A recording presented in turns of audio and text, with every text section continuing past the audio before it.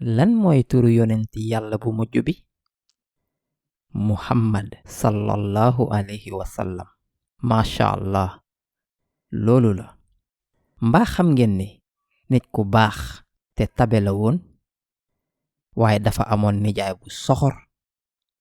xam ngeen turam? Abu Lahab.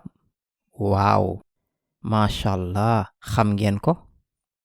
nit ku soxora soxor la woon, bëggul woon dégg dara lu baax. benn bés yonent bi yéeg ci tundu doj montagne mu woote waa Màkka yépp. ba ñu ñëwee mu ne leen ni dañoo war a ragal mettitu yàlla te waruñoo def ay jëf yu bon. ba ñu dégloo waxam yi ba pare, Abu Lahab daldi wax yonent bi, yal na nga torox, lii moo tax nga ñuy dajale ñun ñépp. lan moo doon jëfaliñu Abu Lahab?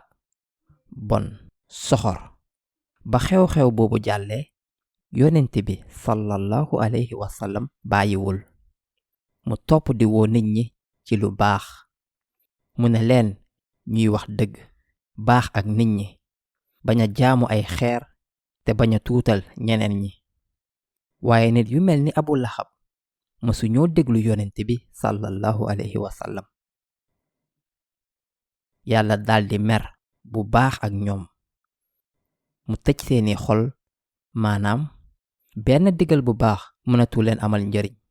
mu tëj seeni nopp, mënatuñoo njariñu ci benn kàddu saa sunu déggee wax ju rafet.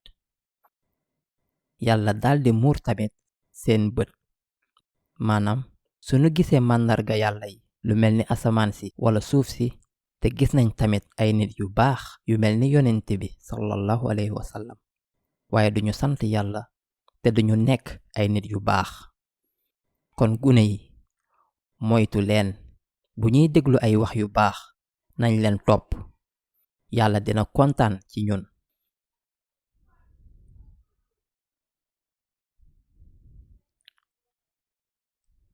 ñëwu leen understandquran.com ngir jàng alquran, jàng tajwid ak dégg alquran ak jàng benn benn.